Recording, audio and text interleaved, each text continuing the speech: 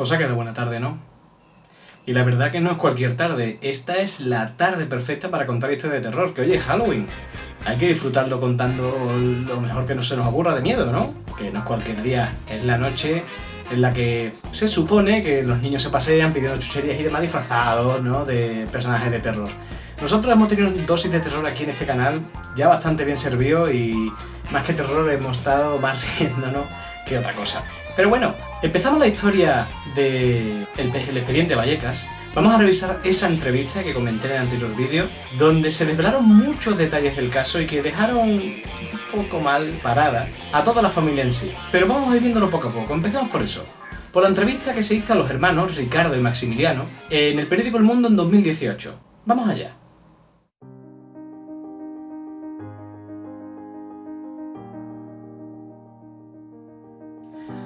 Bueno, esta entrevista se realizó a partir de que la hermana de ellos, Marianela, sacara un libro explicando lo que ella opinaba del caso. Se presentó en programas como Cuarto Milenio y demás para también explicar qué vio ella, ¿no?, en el caso Vallecas. Y además recientemente había fallecido el padre. Así que los hermanos, pues, la verdad que estaban ya un poquito hartitos y soltaron lo que ellos vivieron, que en ese momento tenían 16 y 10 años respectivamente. ¿Y qué dijeron? Vamos a ver viendo poco a poco esos detalles que a mí personalmente me dejaron boca abierta. Empecemos con un detalle bastante interesante, y es que Estefanía no era aficionada a la Ouija, no era una persona que hiciera Ouija cada cierto tiempo. Por otro lado, sí, Estefanía tenía ataques epilépticos, no como la madre decía, puesto que ella lo negaba rotundamente, en absoluto, no, mi hija no tiene ataque epiléptico. En principio, Estefanía tampoco habló en lenguas extrañas o levitó e hizo cosas raras. Para nada. Esos episodios donde parece ser que Estefanía agredía a sus hermanos y contestaba a los padres, no lo recuerdan así. La hermana se portaba bien con ellos. Y es algo curioso porque todos están de acuerdo en ese detalle. Es decir, hasta Marianela, que no está de acuerdo en todo lo que se ha contado. Y algo que es bastante interesante, por decir así, que es la base de todo este caso, es que no hay tanto episodio paranormal, sino que la madre forzó a una situación en la que tenían que contar que pasaban cosas extrañas en la casa. Y que, por supuesto, todo provenía de Estefanía, algo que terminaron como aceptando los hermanos, que terminaron creyéndoselo. La noche de la visita, ese 27 de noviembre, los padres le pidieron a los hijos que bajasen a recibir a la policía, algo que ya de por sí predisponía a la policía de que algo grave estaba ocurriendo en la casa. Y por supuesto, la mayoría de las cosas que sucedieron en la visita policial pues tenía una explicación de lo más lógica, empezando por cosas tan sencillas como que ese mueble que se abrió de golpe y un policía a la punta con la pistola y demás, simplemente era un armario donde se guardaban los álbumes, donde había recortes de periódicos explicando el caso Vallecas y que los padres, claro, con muchas ganas, en cuanto toda policía, querían enseñárselos a ellos. Pues por supuesto no se pusieron bien luego en el armario y evidentemente uno de los ficheros cayó, abrió la puerta de golpe del armario y provocó ese susto. Esas babas que aparecieron en el mantel ahí encima de la mesa, lo que sea, parece ser que simplemente era un potito que estaban dándole de comer al hermano menor. Yo creo que la policía, con haber hecho una recogida de muestra, se había desvelado ese detalle tan curioso e insignificante a la vista. Que ese Cristo que se cayó del crucifijo y demás, parece ser también que, como era una noche, como representan por ejemplo la película Verónica, una noche con mucho frío, lluvia, viento y demás, una de las puertas tuvo que haberse cerrado de golpe, como comentan los hermanos, y es posible que ese clavo que sostenía el crucifijo pues hubiese dañado y que estuviera preparado para caerse al mínimo golpe o lo que sea, incluso un zapatazo dado, una puerta un poco más fuerte cerrada, desencadenó la caída. Y ahora el detalle que a mí me parece muy interesante es que ese sonido metálico que se escuchó cuando estaban en el cuarto de Estefanía y se escuchó eso, un ruido en el balcón, fue provocado por la propia madre, que le dijo a uno de estos hermanos que están en la entrevista que arrojase algo al balcón. Entonces el hermano cogió una piedra, lo tiró y golpeó contra la estantería que se encontraba en el balcón. Los policías no parece ser que no encontraron esa piedra y guau, aquí tenemos un fantástico fenómeno paranormal. Otro detalle que también me encanta es que la familia siempre decía que los fenómenos, estos fenómenos paranormales súper curiosos, ocurrían siempre con la luz apagada. Y otro detalle que también me parece muy interesante decir es que el inspector que llevó esta investigación, el inspector Negri, cada cierto tiempo cambia su explicación del caso. Y los hermanos, en este caso Ricardo y Maximiliano, se han dado cuenta y ya están hasta las narices, puesto que no puedes decir una cosa en una entrevista y luego cambiarla en otra. Y eso es un detalle que nos comentan en esta entrevista que también atañe a la madre, y es que por alguna razón les obligaba a contar esas mentiras. Unas mentiras que llegaron a provocar problemas hacia ellos, como por ejemplo bullying. Que ellos mismos terminaran cogiendo esa costumbre como algo normal. Es que hay que inventárselo, por supuesto, porque si no, no salimos de esta. Y así que ahí tienen esa entrevista en la que los hermanos no han cobrado nada, no han sacado ni un duro por ello y por supuesto han echado mierda, ¿no?, sobre su caso, sobre su familia y sobre todo lo que ocurrió. Pero enfocándoselo a una persona, a su madre, a Concepción. ¿Qué hizo la madre y por qué llegó a este punto? Vamos a echar un vistazo también a esta persona, a Concepción.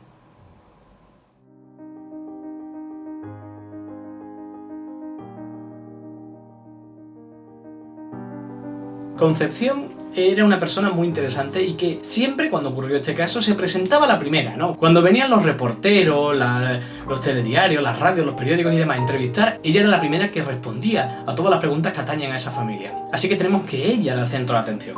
Pero le pasaba algo a Concepción. El 9 de noviembre de 1996, el grupo FEDIN realizó una serie de investigaciones sobre la familia, entre lo que incluía una serie de pruebas médicas y psicológicas. Y encuentran dos cosas muy curiosas. La madre, tras una inspección psicológica, tiene una serie de atributos muy curiosos, y los voy a enumerar.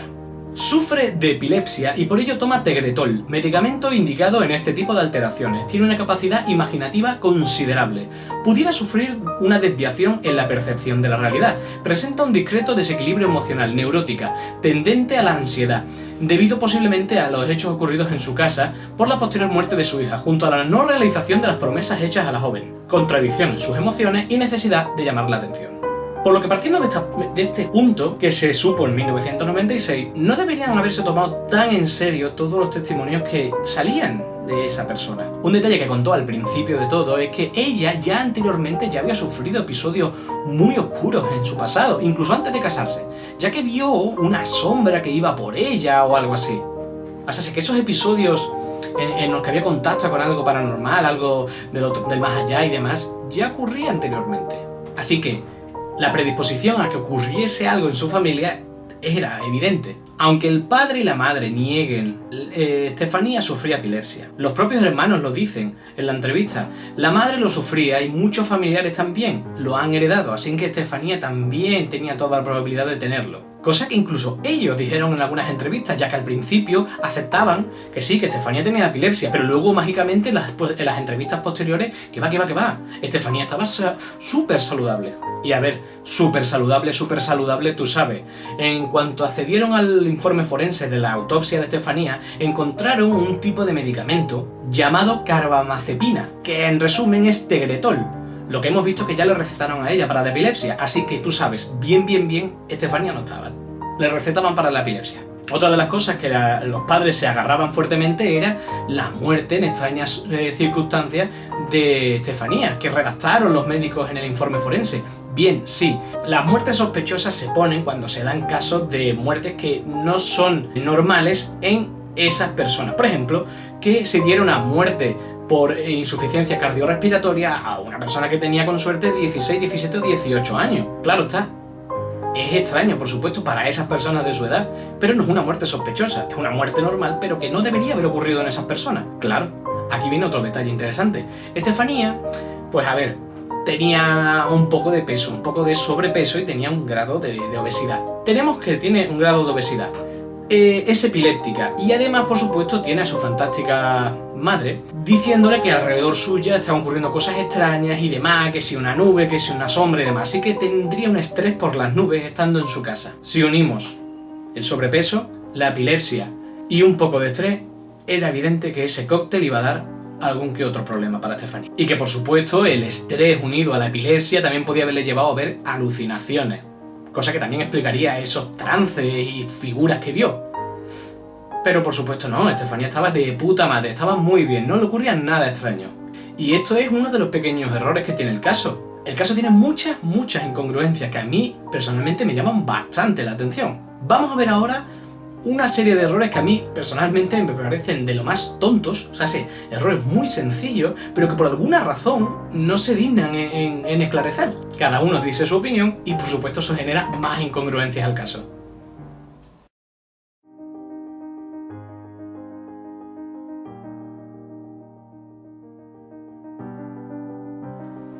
Algo que no puedes hacer con una de estas historias de terror es provocar tantas incongruencias con testimonios que tú mismo dices. Y empezamos con algo tan sencillo como que la madre, llegado el momento, decide incorporar a las hijas, aparte de Estefanía, en la historia en la que la ouija mágicamente se brota un humo negro y demás.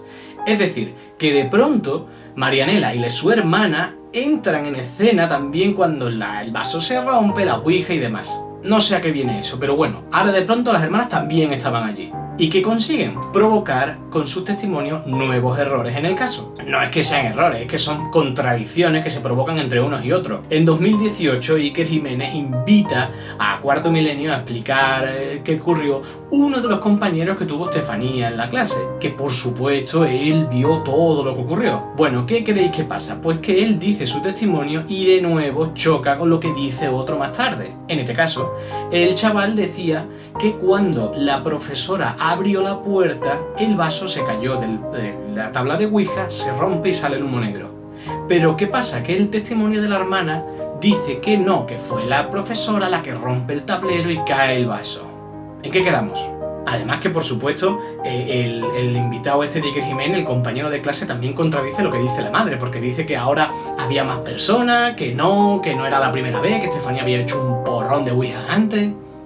Además, otra de las cosas que también es que me parece muy interesante que hablan de que ella tenía episodios extraños, ¿no?, de agresividad y demás. Y aunque los hermanos dijeron que Estefanía se portaba de puta madre con ellos, hay algo que también me encanta, y es que Estefanía venía de ver al novio, de estar con sus amigos y demás. Así que, no sé, la propia historia como que empieza a contradecirse. Quiero yo decir, coño, si te encuentras mal, ¿te encuentras mal solamente con la familia? No, con mi novio no. Algo que parece tremendamente estúpido es que no se sabe con qué edad fallece Estefanía. Mejor dicho, no se sabe exactamente el tiempo que pasa entre que ocurre la ouija y la llevan al hospital. Me parece algo demasiado tonto y estúpido como para no saber ese detalle. Es decir, tu hija te cuenta que ha ido ha hecho una ouija y nada. Que además no es un error de 2 días, es que son incluso años. Se supone que Estefanía muere con 16, 17 o 18 años según la historia. Llegado un momento, incluso en una entrevista, dijeron que habían pasado días. Y además hay añadidos que meten que son muy interesantes. Por ejemplo, esa historia que sacaron de que era el abuelo que se estaba portando mal con ellos y demás, y que había poseído a la niña o algo así por el estilo. Lo sacan de que el súper conocido Tristan Baker estuvo allí investigando en su casa y ya les metió esa idea, así que estaban súper sugestionados. Del abuelo y la mayor de sus hijas. Nosotros estuvimos en la casa y asistimos al momento en el que la médium entra en trance y es supuestamente poseída por los espíritus. Chus Morán recogió ese momento. En casa de la familia Gutiérrez se viene manifestando la presencia de espíritus desde que el abuelo murió y expresó como último deseo hacer la vida imposible a la familia desde el más allá. El abuelo había mantenido discrepancias con Concepción, su hija, por motivos económicos. A esta se vino a sumar otra muerte, la de Estefanía, la hija mayor de los Gutiérrez, que falleció el año pasado de forma inexplicable. Según el parte forense, Estefanía murió por asfixia pulmonar de manera súbita y sospechosa. Además, la niña, que contaba 14 años, solía jugar con la ouija, práctica considerada peligrosa para los expertos en parapsicología. Me echaba espuma por la boca, por la nariz, lo que sea, la ha poseído a mi hija. Mi hija ha sido poseída. A partir de la muerte del abuelo y de la niña, 2 posibles espíritus salen y entran por el cuarto de baño de la que era habitación de Estefanía, un espacio que hoy está cerrado e inutilizado. Además, en el domicilio se escuchan ruidos extraños, los electrodomésticos se ponen solos en funcionamiento, aparece de vez en cuando una silueta humana y una especie de bola atraviesa el largo pasillo. El grupo de parapsicólogos Unidad Cero está investigando el caso y han obtenido algunas psicofonías como esta.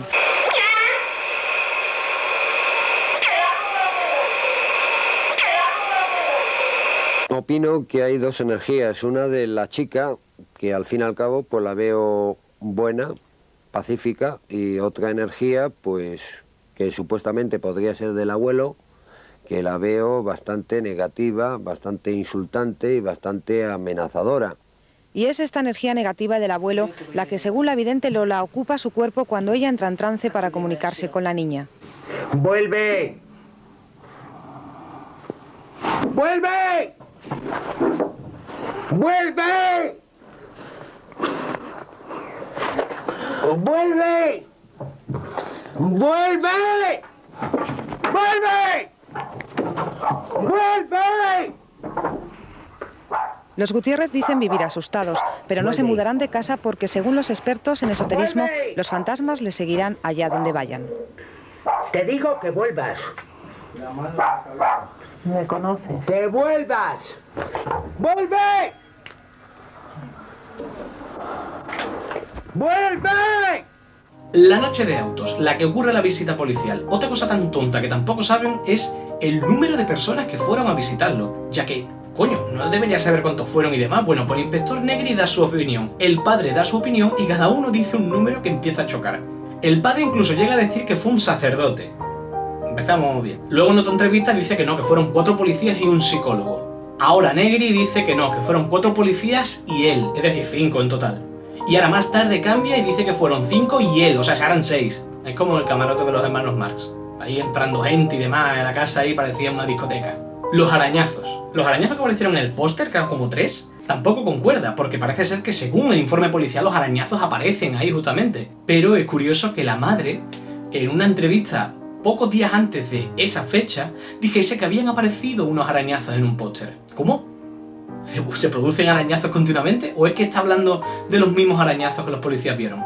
Y para más Henry, en la llamada policial que hace el padre diciendo oye, vení para acá que me está pasando esto, informa de que se ha hecho un arañazo a un póster. Y es curioso, pero con todo lo que se montó con ese informe policial, solo 2 sucesos paranormales ocurrieron con la policía delante. La pedrada y el armario abriéndose. Así que ¿cómo es posible que con algo tan poco explicado y que por supuesto tenía muy pocas pruebas, llegaron a esto? Pues llegaron bastante lejos. Y así se ocurrió ese circo mediático que ocurre siempre con todas estas cosas. ¿Y cómo se fue desbordando?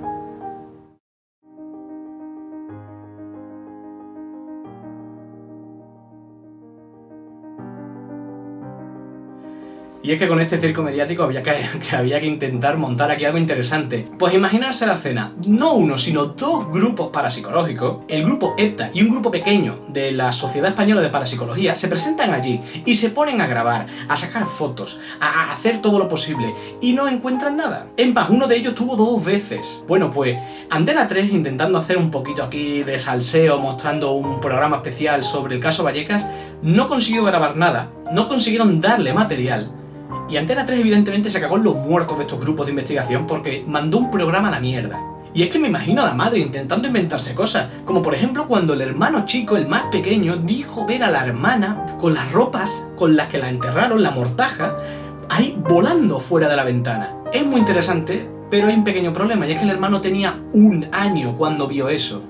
Llega el 96 y se presenta Iker Jiménez con sus cámaras, sus trípodes, sus micrófonos y coño, todo se queda sin batería, no funciona, vértigo, sensaciones negativas, bueno, un sin Dios. Que como detalle curioso, Iker Jiménez, tu compañero Javier Sierra, en 1992 en la revista Más Allá, escribió que claramente había indicios de que Estefanía sufría de ataques epilépticos, así que, hombre, como que no están todos de acuerdo en el equipo de Milenio 3 o Cuarto Milenio de lo que pasa allí. Y es que un mes antes de que Iker Jiménez visitara la casa, Tristan Baker estuvo ahí para intentar demostrar que no, que eso son posesiones, que la niña está súper poseída, cosa que, aunque la madre lo aceptó, mucho más tarde lo negaba. No, por supuesto que no, porque su hija no estaba poseída por su abuelo. Parece ser que no lo consiguió. No consiguió cuidar los espíritus. No lo consiguió. Al revés, nos daba mucho más miedo. Él les daba más miedo. Sí, nos metía mucho más miedo. Porque a los niños, porque hacía cosas muy extrañas, porque lo que hacía, eso era teatro. Porque este señor no tiene, o sea, no pesa tanto para como un señor, un amigo que llevó como mi marido, como tú, Pepe, que le cogiera de la solapa y le tirara contra la pared. Y encima está diciendo que salió volando. Eso es incierto. Le tiró contra la pared porque hizo teatro. Y luego me pedía para un coche de segunda mano. Me dijo que como mi historia era una bomba porque la policía lo había visto, que pidiese en todos los programas dinero. ¿Y sabré que le están llamando farsante a usted y eso? Sí. Es un falsante. No. ¿Y usted a la esencia para que de lo que haya realmente... un fenómeno paranormal, forzosamente tiene que haber un motivo de venganza.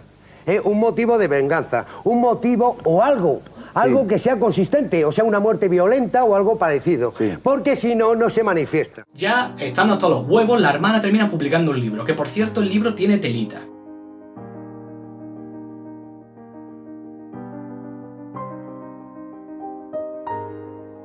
Y otra cosa que tampoco entiendo es por qué hay tantas tonterías con la fecha de la visita policial, porque casi todo Dios en internet dice el 19 de noviembre, pero Iker Jiménez en el libro dice 27, y en otro sitio dice el 27, pero coño, aclararse, joder, que no me estoy enterando de una mierda.